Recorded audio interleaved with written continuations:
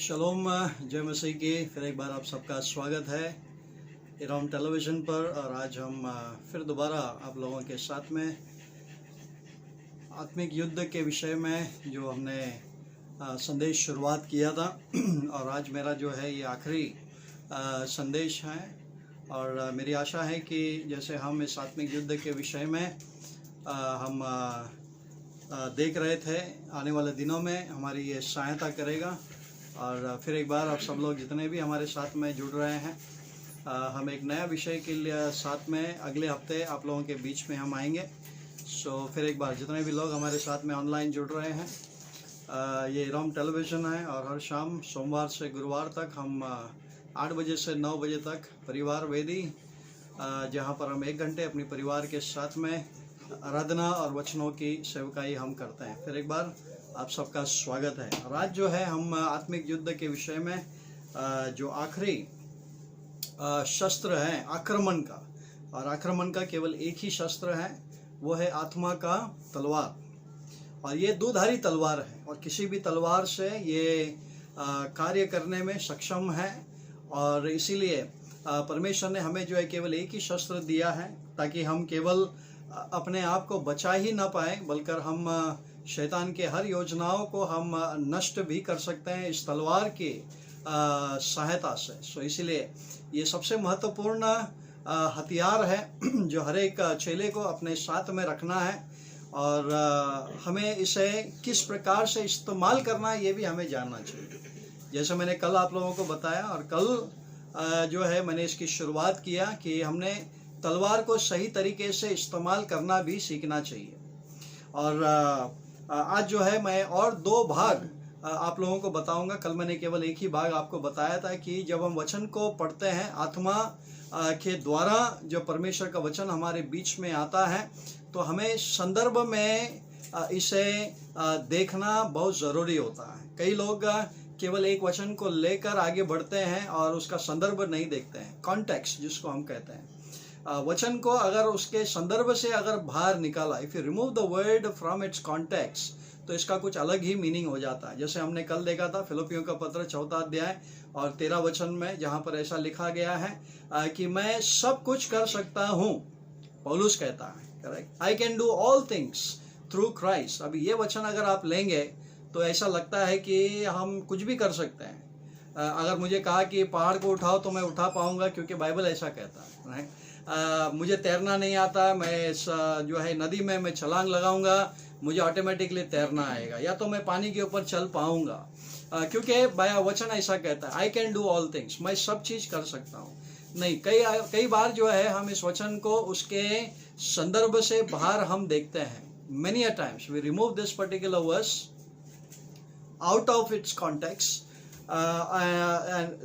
In our prayer also. हमारी प्रार्थनाओं में भी हम जो अक्सर इसको हम लेकर जाते हैं। लेकिन पौलुस का कहने का जो है कि मैं सब कुछ कर सकता हूँ, ये क्यों कहा उसने, ये जानना बहुत ज़रूरी है, राइट। वो इसलिए कहा क्योंकि इसके पहले अगर आप पढ़ेंगे तो पौलुस ने जो है 3 बार परमेश्वर से प्रार्थना की कि जो कांटा उसके शरीर में है, अभी पता नहीं इसका कांटा क्या था, शायद एक बीमारी हो सकता है, और 3 बार परमेश्वर से विनती किया कि एक चमत्कार उसके जीवन में हो जाए, चंगाई उसको मिल जाए। लेकिन तीनों बार परमेश्वर ने उसको केवल आत्मा से यही कहा, मेरा अनुग्रह तेरे लिए काफी है, my grace is sufficient for the.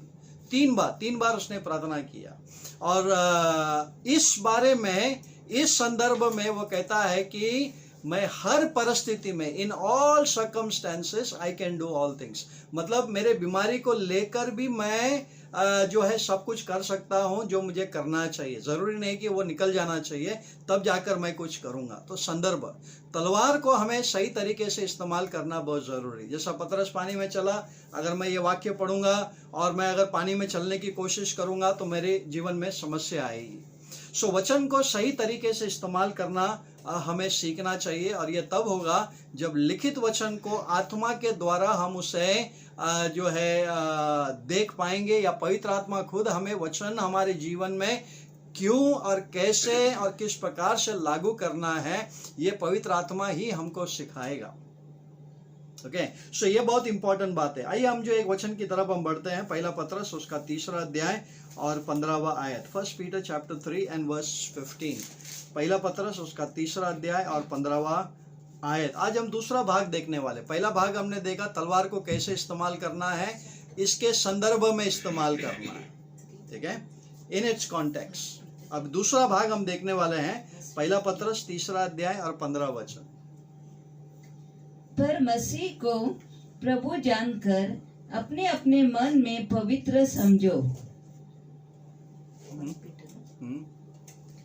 जो कोई तुमसे तुम्हारी आशा के विषय में कुछ पूछे, उसे उत्तर देने के लिए सर्वदा तैयार रहो, पर नम्रता और भय के साथ। ओके, सो यहाँ पर जो है पौलुस पत्रस जो है कलीसिया से यूं कहता है कि हमें हर वक्त हर परिस्थिति में हमको तैयार रहना है। किस बात के लिए? अगर कोई हमें कुछ पूछता है, अगर कोई हमारे लिए सवाल जवाब करता है परमेश्वर के राज्य के विषय में, तो ये सारी बातें, कुछ भी अगर पूछेगा कि आपका विश्वास कैसा है, आप क्यों यीशु मसीह के पीछे चल रहे हैं, चंगाई के बारे में, कई विषयों पर अगर कोई भी हमें जो है पूछता है, तो पतरस क्या कहता है कि हमें उनको जवाब देने के लिए हर वक्त तैयार रहना चाहिए। तो ये तैयारी हमारा जो है ये दूसरा भाग है कि कैसे हमें इस तलवार को हमको इस्तेमाल करना है। तलवार हमें इस्तेमाल करने के लिए जानकारी होना बहुत जरूरी है। We need to know the word of God. Okay, अगर मुझे मालूम ही नहीं है, सपोज मान लीजिए शैतान यीशु मसीह के पास में आता है, कहता है कि यदि तू परमेश्वर का पुत्र है तो इस पत्थर को रोटी बना, ठीक है। अगर उसे उसका आगे का वचन अगर पता नहीं है, मान लीजिए, ओके, और उसे ये पता नहीं है कि मनुष्य केवल रोटी से नहीं बल्कि परमेश्वर के हर मुख से निकला हुआ वचन से जीवित रहता है, सपोज मान लीजिए ये पता नहीं, तो क्या हो जाएगा, जो है वो व्यक्ति उस भ्रम में या उसके जो है बहकावे में आकर वो आज्ञा करेगा कि इस पत्थर को रोटी बन जाए, क्योंकि बाइबल में ऐसा लिखा है। सो हमें केवल उसके संदर्भ में ही जानना जरूरी है, साथ साथ में जो है हमें वचन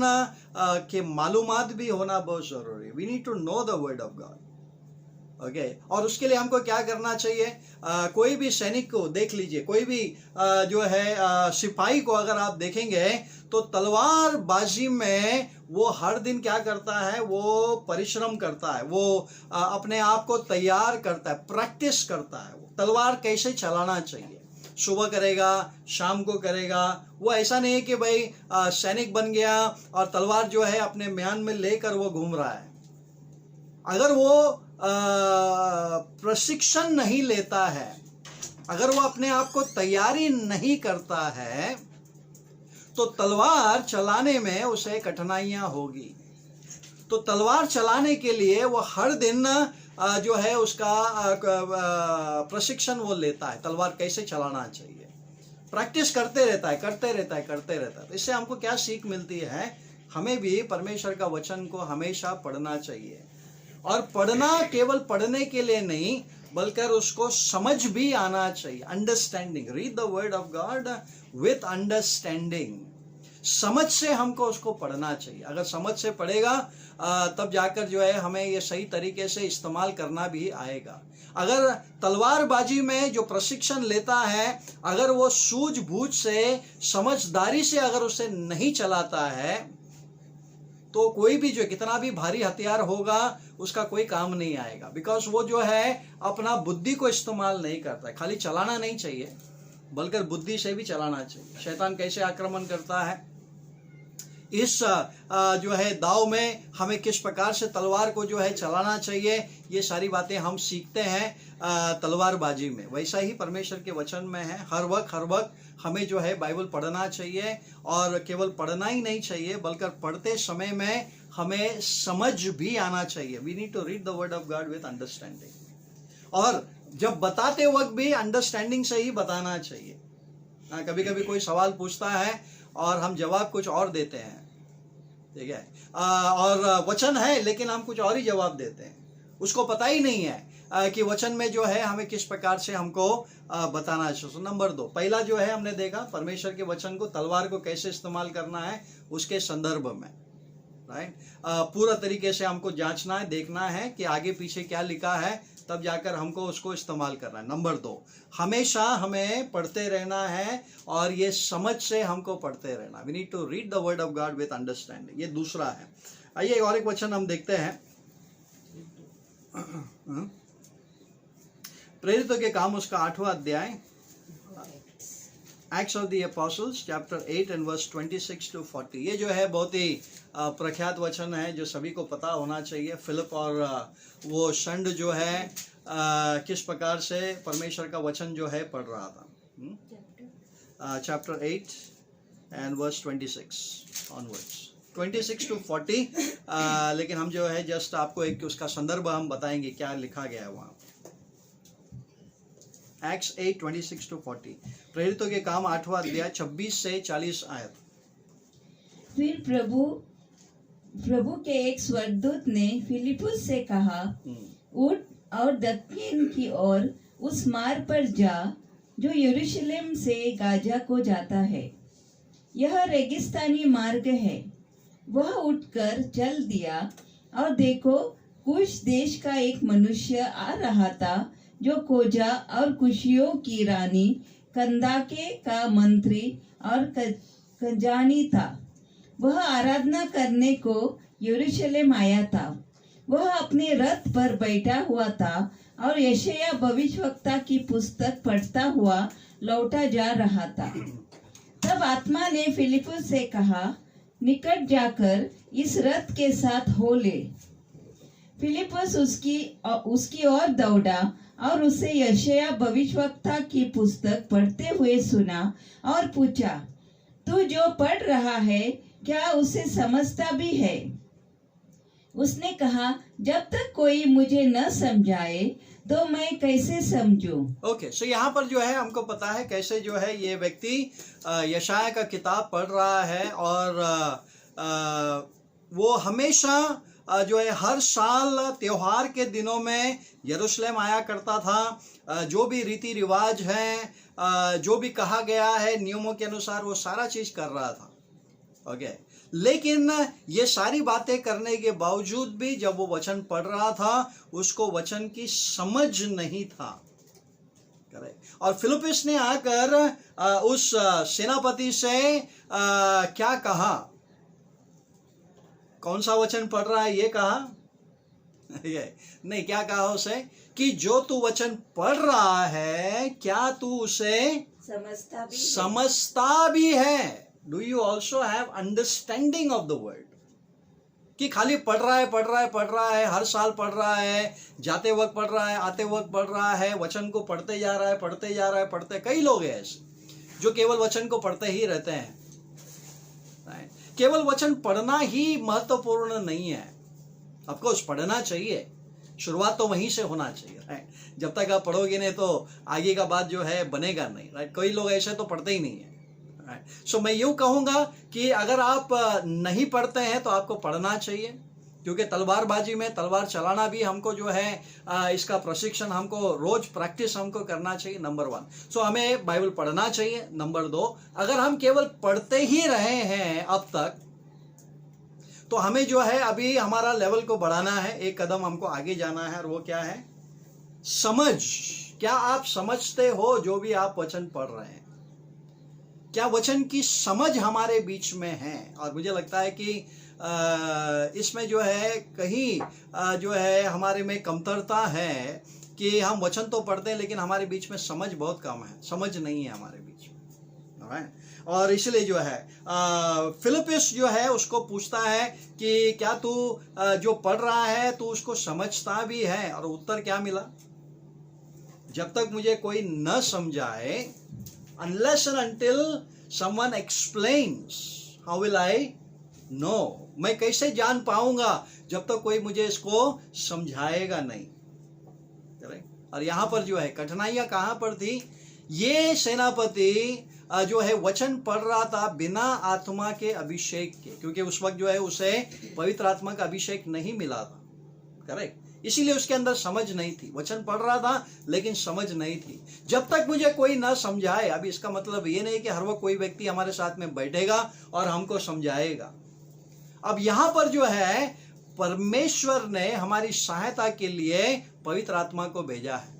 बाइबल कहता है कि मैं तुम्हें अकेला और अनाथ नहीं छोड़ूंगा, बल्कि जब मैं जाऊंगा पिता की ओर से तुम्हारे लिए मैं एक सलाहकार, काउंसलर मैं भेजूंगा, और वो अपने बारे में कुछ नहीं कहेगा, बट जो कुछ भी मेरे बारे में जो है वो तुम्हें बताएगा। करेक्ट। सो आज अगर हम देखेंगे, ऑफ कोर्स जो है हमें प्रचारक की जरूरत है, पासवानों की जरूरत है, हमें शिक्षकों की जरूरत है, जहां पर हमें परमेश्वर का वचन समझाने की आवश्यकता पड़ती है। लेकिन सबसे इंपॉर्टेंट, इन सारे लोगों से भी सबसे ज्यादा इंपॉर्टेंट व्यक्ति के ऊपर आज हमें लक्ष्य केंद्रित करना है। We need to focus on is the Holy Spirit. पवित्र आत्मा पर हमें निर्भर रहना है, क्योंकि समझ केवल पवित्र आत्मा ही ला सकता है। तो चाहे वो इंसान हो, हमें जो है कोई भी व्यक्ति जब बात करता है तो हमें इस बात का जानना बहुत जरूरी है कि क्या पवित्र आत्मा के सामर्थ्य से, पवित्र आत्मा का अभिषेक से वो कुछ बातें हमको बता रहा है। अगर पवित्र आत्मा के अभिषेक से बातें बता रहा है तो केवल वचन ही नहीं, बल्कि उसमें क्या आएगा, अंडरस्टैंडिंग भी आएगा, समझ भी आएगा उसके अंदर। सो जब भी हम पढ़ते हैं पवित्र आत्मा के ऊपर हमें निर्भर रहना है। सो यहाँ पर उत्तर क्या होगा, जब तक कि हमें कोई समझाएगा नहीं, हमें कैसे समझेगा। यहाँ पर दो व्यक्ति आपकी सहायता के लिए आएंगे। पहला आपका पासवान है, शिक्षक है, प्रचारक है, ये सारे लोग आपकी मदद के लिए आएंगे। जब वो आपको बताएंगे कि इसके अंदर जो है क्या रहस्य है, ये किस प्रकार से लिखा गया। लेकिन सबसे इंपॉर्टेंट बात, जब तक पवित्र आत्मा, ये सारे लोग होने के बावजूद भी अगर आप परमेश्वर की आत्मा से अभिषेकित नहीं हैं तो आप आत्मा की बातों को नहीं जान पाओगे। क्योंकि यीशु मसीह जब निकोदेमस से बातचीत कर रहा था तो सवाल, समस्या कहां पर आ गई। यीशु मसीह ने कहा तुम्हें नया जन्म लेना है। निकोदेमस ने क्या कहा, ये कैसे संभव है, कैसे एक मनुष्य जो है फिर दोबारा माता के गर्भ से, क्या उसे फिर दोबारा माता के गर्भ से जन्म लेना है। ओके, अगर कोई जो है आत्मा के बिना जो है अगर वचन को अगर लेता है तो इसी प्रकार के उटपटांग बातें जो है वो करेगा। लेकिन यीशु मसीह ने क्या कहा कि मैं जो तुझसे कहता हूं क्या तू उसे नहीं समझता है। मैंने तुम्हें शारीरिक बातें बताई और तू उसे स्वीकार नहीं कर पा रहा हूं। अगर मैं स्वर्ग के बारे में, आत्मिक बातों के बारे में अगर मैंने तुझे बताया तो तू किस प्रकार से जो है इसे एक्सेप्ट कर पाएगा। और यीशु मसीह ने कहा जो आत्मा से जन्मे हुए हैं केवल वे ही जानेंगे कि ये सारी बातें क्या है। इसका मतलब ये समझ जो होता है ये केवल परमेश्वर की आत्मा से ही आता है और हमें उसके लिए प्रार्थना करना है। बाइबल कहता है कि अगर किसी को बुद्धि की कमी है तो उन्होंने क्या करना चाहिए, परमेश्वर से मांगना चाहिए। क्या मांगना चाहिए, नॉलेज नहीं, क्या मांगना चाहिए, विजडम, बुद्धि को मांगना चाहिए। कई लोग जो है ज्ञान को मांगते हैं, बुद्धि नहीं मांगते। See many people they like to have knowledge, okay, but few would like to have understanding, right? और ये अंडरस्टैंडिंग कब आएगा, जब आपके पास में बुद्धि आएगा, wisdom. When you have wisdom then you will have understanding. Okay, ये ज्ञान से नहीं आता। ऑफ कोर्स ज्ञान बहुत जरूरी होता है, जानकारी रखना बहुत जरूरी होता है, नहीं तो वहां पर भी अगर हम गलतियां करेंगे तो समस्या आएगी। ओके, ज्ञान का होना बहुत जरूरी है, लेकिन सबसे इंपॉर्टेंट बात क्या है, विजडम। सबसे इंपॉर्टेंट बात क्या है, हमें बुद्धि होना बहुत जरूरी। परमेश्वर का वचन कहता है ना कि क्या मांगना चाहिए हमको, if anyone lakhs wisdom let him ask, और परमेश्वर क्या करेगा, उसे वो देगा, फ्रीली वो देगा उसे। Right, correct. ज्ञान का भी होना बहुत जरूरी है। ओके, मुझे अभी भी याद आता है कि जब हम स्कूल में थे, 10वीं कक्षा में थे, मैं और हमारे कुछ मित्र जो है, हमारे एक दोस्त के घर पर हम गए थे और वहाँ पर जो है उसका पिताजी जो है हम साइंस पढ़ रहे थे और ये ज्योग्राफी, अंतरिक्ष के बारे में और सारा नक्षत्र के विषय में हम सब लोग जो है स्टडी कर रहे थे। तो ये जो है वहाँ पर सुना फिर आया और उसने जो है उसके पिताजी ने जो है हमसे कहा, क्या तुम लोग सचमुच जो है ये अंतरिक्ष पर विश्वास करते हो? ये सब बकवास है। जो है कोई भी चांद के ऊपर जा नहीं सकता है। ये चांद के ऊपर जाने का मनुष्य का बस की बात नहीं। ये लोगों ने हिमालय में जाके ये सारा फोटो वोटो निकाला है और जो आपको दिखा रहे हैं ना, ये सारा हिमालय का बोलता है। और चांद पे आज तक कोई जा नहीं सकता है। और वहाँ पर जो अब कुछ नहीं बोल पाए क्योंकि दोस्त का पिताजी है और हंसने को भी आ रहा था लेकिन साथ साथ में दुख भी हो रहा था। और बाद में उसको जो है इस बात का जो एहसास भी हो रहा था कि मेरा पिताजी जो है कितना अज्ञानी है, राइट। तो उसी प्रकार से कई विश्वासियों में, चेलों में जो है ये अज्ञानपन जो है ज्यादा है। वचनों का सही मालूमात नहीं होने के कारण जो है हम कुछ भी बोलते हैं, कुछ भी हम, जैसे ये व्यक्ति के बारे में जैसे मैंने आपको बताया कि जो है हम इस प्रकार से जो है सारी बातें हम बोलने को शुरुआत करते हैं जो एक्चुअल भी हुआ भी नहीं है, वहाँ पर है भी नहीं, वहाँ पर लिखा हुआ भी नहीं है, लेकिन हम बोलते हैं कि ये सारी बातें वहाँ पर हुआ होगा। ऑलराइट, सो और आखिर में नंबर 3, ओके, पहले कुरिन्थियों का पत्र उसका 2 अध्याय और 10 से 15 आयत। 1 Corinthians chapter 2 verse 10 to 15 और उसके बाद हम दुआ करेंगे। 1 Corinthians chapter 2 verse 10 to 15, पहले कुरिन्थियों का पत्र उसका 2 अध्याय और 10 से 15 आयत।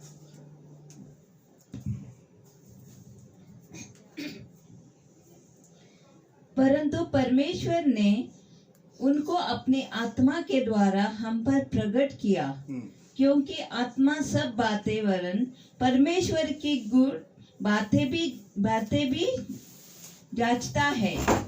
मनुष्यों में से कौन किसी मनुष्य की बातें जानता है?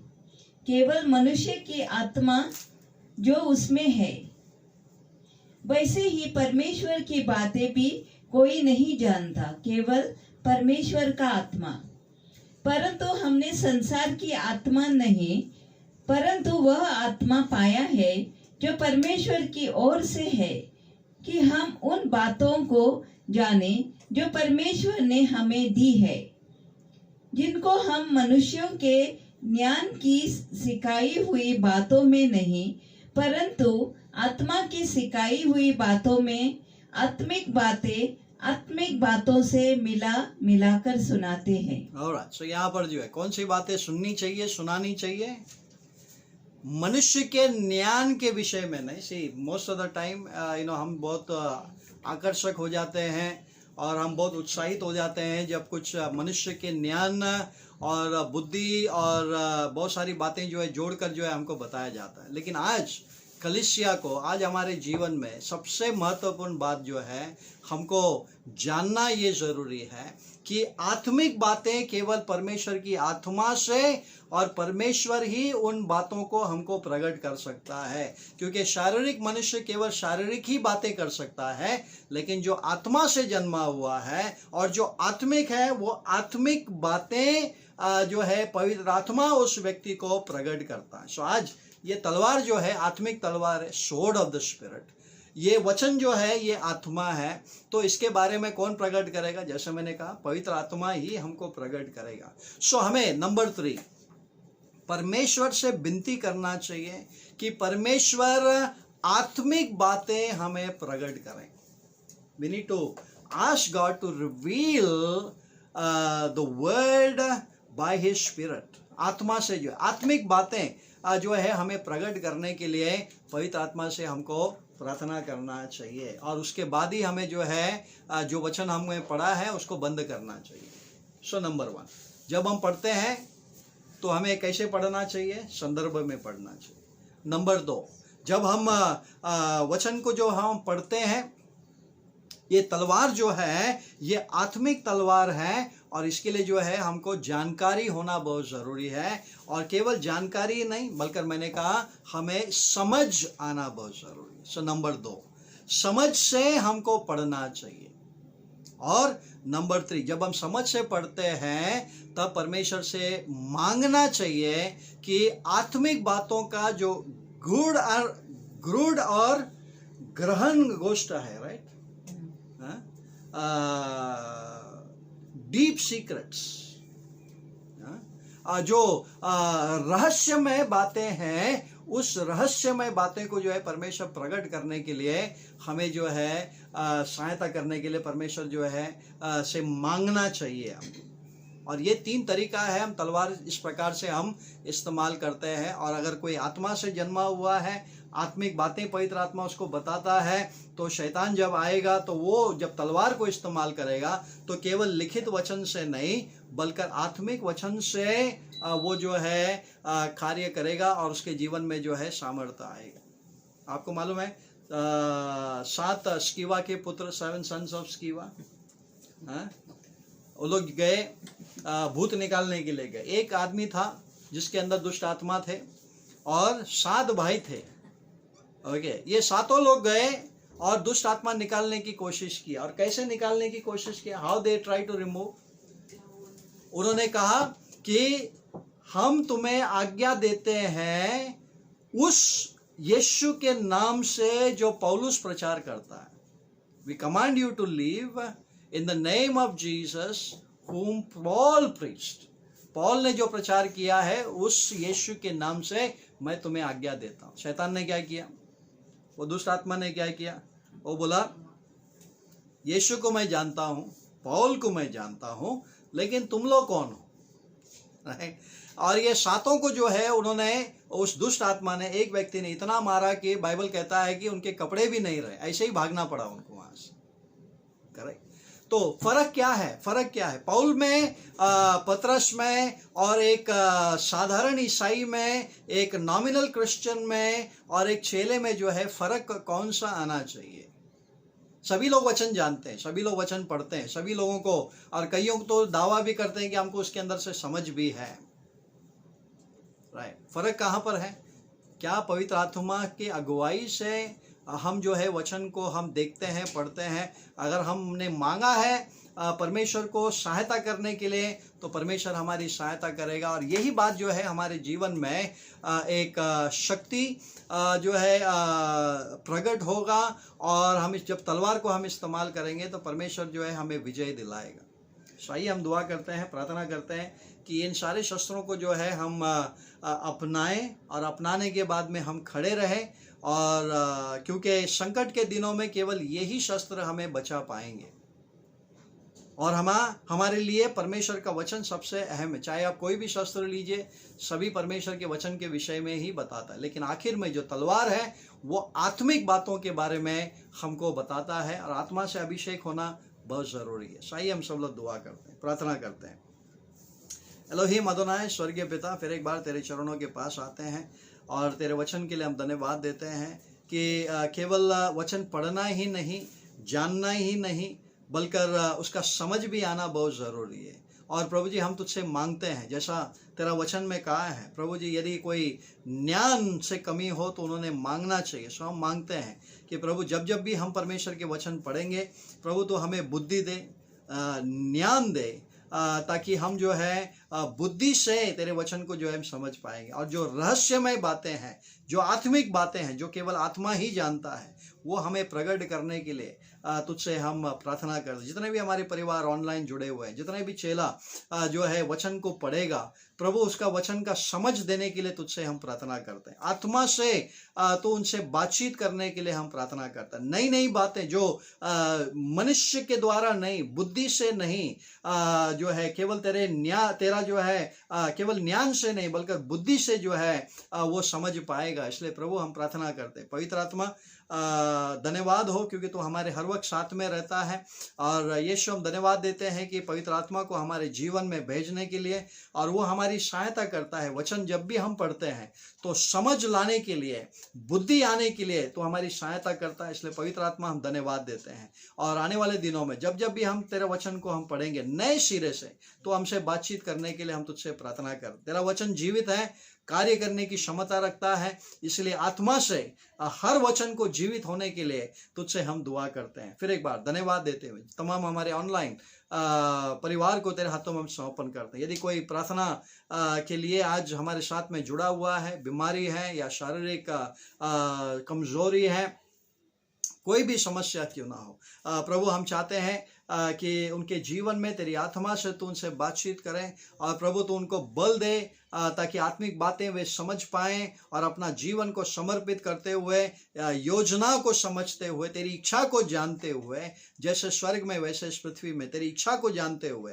प्रभु हर दिन विश्वास से चलने के लिए हर समय हर परिस्थिति को जो है सही आत्मिक दृष्टिकोण से लेने के लिए प्रभु हमें तू बल देने के लिए तुझसे हम दुआ करते हैं ताकि हम स्थिर खड़े रहें हर परिस्थिति में हम खड़े रहें ऐसे तुझसे हम विनती करते हैं प्रभु। फिर एक बार कोविड-19 इस महामारी के लिए तुझसे दुआ करते हैं जितने भी राज्यों में इस महामारी फैला हुआ है हमारे देश में बाहर देश में और जहाँ भी लॉकडाउन की हालत बनी हुई है हम चाहते हैं प्रभु यीशु की तेरा हमारे परिवार के हर एक चेले के साथ में और हमारे हर परिसर में हर एक व्यक्ति के साथ में प्रभु तो उनकी आत्मा के ऊपर हम दया करने के लिए तुझसे हम दुआ करते हैं और विनती करते हैं प्रभु जिनको तेरा वचन मालूम नहीं तेरा वचन वहाँ तक जाने के लिए और जिनको तेरा वचन मालूम है उनके ऊपर तेरा सुरक्षता आने के लिए हम प्रार्थना करते हैं धन्यवाद देते हैं महिमा करते हैं धन्यवाद देते हैं प्रभु जी। इस वक्त हम शिल्पा कस्बे के लिए हम दुआ करते हैं उनके परिवार में अगर कोई बीमार है शिल्पा के लिए हम दुआ करते हैं यीशु के नाम से तेरा चंगाई आने के लिए प्रभु जी जैसे उन्होंने विनती किया है तेरा विश्वास के द्वारा तेरे वचन के द्वारा आज तेरा वचन भेजकर उनके जीवन में एक चमत्कार आने के लिए ईश्वर के शरण चंगाई पाने के लिए तुझसे हम दुआ करते हैं प्रभु जी। शिल्पा कस्बे को प्रभु तेरा चंगाई से भर दे और ईश्वर के शरात को परमेश्वर ने तू पूरी रीति से ठीक करने के लिए तुझसे हम दुआ करते हैं। फिर एक बार हम धन्यवाद देते हैं सारी बातों को प्रभु तेरे चरणों के पास रखते हुए धन्यवाद स्तुति प्रशंसा देते हुए इस प्रार्थना को एलोहिम अदोनाय हमारे स्वर्गीय पिता तेरे बेटे यीशु मसीह के नाम से हम मांगते हैं आमीन आमीन। धन्यवाद प्रेज द लॉर्ड। शलोम सभी को। और हम आपको याद दिलाना चाहते हैं रविवार को हम 10:30 बजे ऑनलाइन इसी राम टेलीविज़न पर जो है हमारा पुनरुत्थान की सभा हम जारी रखेंगे तो हमसे जुड़ना ना भूलें। 10:30 बजे हम आपसे फिर दोबारा मुलाकात करेंगे। तब तक के लिए हम आपसे आज्ञा दे चाहते हैं। शलोम जय मसीह की। प्रभु आपको तब तक के लिए आशीष रखें।